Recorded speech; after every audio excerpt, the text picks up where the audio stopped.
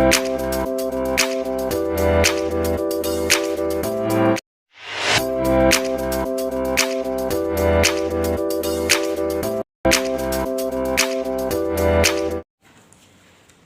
selamat pagi anak-anak. Ya, sebelum kita belajar ya di pagi hari ini, mari kita berdoa terlebih dahulu. Yuk, mari kita berdoa.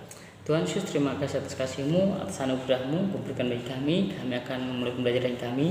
Berkati kami, tubuh bungkus kami. Dalam nama Tuhan, haleluya, amin. Nah, yuk sebelum kita belajar, ya tadi kan sudah berdoa. Yuk diambil dulu bukunya, buku LKS Zamrud, ya. Diambil dulu bukunya. Sudah diambil. Nah, kalau sudah diambil, kita buka halaman 13 ya. Kita buka halaman 13 tentang aku bersyukur atas tubuhku. Aku bersyukur atas tubuhku. Ya anak-anak, kita bersyukur ya, kita memiliki tubuh yang lengkap, punya kaki, punya tangan, punya mulut, ya, punya mata, punya rambut. Ya, lengkap ya. Kita semua memilikinya, kita lengkap tanpa kekurangan apapun, ya kan? Nah, kita patut bersyukur. Tuhan itu menciptakan manusia segambar dan serupa dengan Allah, ya, dalam kitab Kejadian. Terus kita itu diciptakan unik, ya. Unik, sangat unik. Kita memiliki keterampilan yang berbeda-beda. Kita memiliki fisik yang berbeda-beda. Nggak satu sama lain tuh nggak sama, ya kan? Kalau yang namanya kembar, walaupun kembar, ada kembar cewek cowok, ada kembar cewek cewek, cowok cowok, itu pasti ada bedanya, ya, pasti ada perbedaannya. Walaupun hidungnya pesek, rambutnya keriting halus, nah seperti Upin Ipin itu, ya kan? Walaupun dia kembar satu sama satunya, Ipin dan Ipin, ya kan? Tapi kan ada rambutnya, di atasnya ada rambutnya kan? Ada rambut satu. Nah, terus yang satu, ya kan, ciri-ciri yang ke-1. Ciri-ciri yang kedua, si Upin Ipin itu ada perbedaannya itu di belakang. Di belakang kan ada kain merahnya itu kan. Nah, itu perbedaannya. Walaupun sama ciptaan, tapi walaupun kembar, ya kan, tapi beda kan, beda karakter, ya kan, unik itu. Nah, itu disebut dengan kita itu ciptaan yang sangat unik. Nah, yuk kita buka, kita bahas ya halaman 13. Di Bapak udah menciptakan ciptaan Tuhan itu sungguh unik. Nah, setiap manusia memiliki ciri khas yang berbeda-beda, kan? Seluruh anggota tubuh yang dimiliki manusia mempunyai kegunaan yang berbeda-beda. Hidung untuk mencium, mulut untuk berbicara dan untuk makan, ya kan? Tangan untuk mengerjakan sesuatu, nah kaki untuk berjalan atau berlari, mata melihat, ya kan, telinga untuk mendengar, nah kulit untuk merasakan suhu dingin, nah atau suhu panas, nah itu ya. Kita harus melakukan kegiatan, anggota tubuh kita harus bekerja sama, ya misalnya kita belajar, mata melihat, ya, tangan nanti mau menulis, mengerjakan soal sesuatu, ya kan. Terus otak kita untuk berpikir, ya, untuk mencari jawaban yang benar. Kita harus merawat tubuh kita juga dengan mandi, yang kemarin kan, mandi, gosok gigi, motong kuku. Nah, tuh. Yuk. Ini dalam halaman 14. Raja Salomo dalam Amsal 20 ayat 12 menuliskan, telinga yang mendengar dan mata yang melihat, kedua-duanya dibuat oleh Tuhan, ya. Mata dan telinga itu dibuat untuk Tuhan, ya, dibuat oleh Tuhan dan untuk Tuhan, ya. Mata untuk melihat yang baik, mulut untuk kita mengucap syukur, telinga untuk mendengar hal-hal yang baik. Nah, tubuh manusia dibagi menjadi 3 bagian, ya, jadi 3 bagian, yaitu bagian atas, bagian tengah, dan bagian bawah, ya.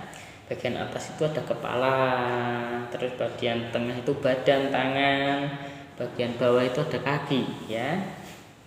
Anggota tubuh yang disebut panca indera. Nah, panca indera itu artinya 5, yaitu mata untuk melihat, ya kan, hidung untuk mencium, telinga untuk mendengar, lidah untuk mengecap, ya kan, kulit untuk meraba. Itu panca indera kita. Ada 5 panca indera: mata, hidung, telinga, mulut, dan kulit. Nah, ini kulit ini ya, lidah dan kulit. Nah, oke, mata juga disebut sebagai pelita tubuh. Mata itu pelita tubuh kita. Kita melihat, kalau gelap kita nggak bisa melihat, berarti pelita kita padam atau mati ya. Jadi pelita kita itu mata kita ya. Terus mata kita untuk melihat yang baik-baik, ya kan, memakai mata kita sesuai dengan kehendak Tuhan. Nah, terus kalau telinga kita untuk mendengar hal-hal yang baik, tidak boleh kata-kata jorok, tidak boleh terdengar, terus kata-kata kurang sopan, itu nggak boleh kita dengar ya. Kita nggak boleh. Semua anggota tubuh dapat kita gunakan untuk hal yang baik maupun yang buruk. Misalnya tangan, hal yang baik tangan untuk apa? Untuk belajar, untuk mengerjakan soal-soal, atau untuk memberi juga ya. Tapi nggak boleh untuk hal-hal yang jahat. Tidak boleh untuk mencuri, tidak boleh untuk memukul, menjahili teman. Nah, itu nggak boleh ya. Terus manusia dikaruniai akal budi ya, supaya dapat membedakan mana yang baik dan mana yang buruk. Ya tadi dalam otak kita, dalam kepala kita kan memiliki otak kan. Nah, itu ada fungsi sarafnya untuk memikir mana yang baik, mana yang buruk ya. Jadi kita tahu mana yang baik, mana yang buruk. Yang baik itu memberi sama teman, baik ya kan, menolong teman, sahabat, baik ya kan, membantu teman, baik juga. Tidak boleh, yang jelek adalah tidak boleh mencuri, tidak boleh memukul, tidak boleh menjadi teman, tidak boleh berantem dan lain sebagainya.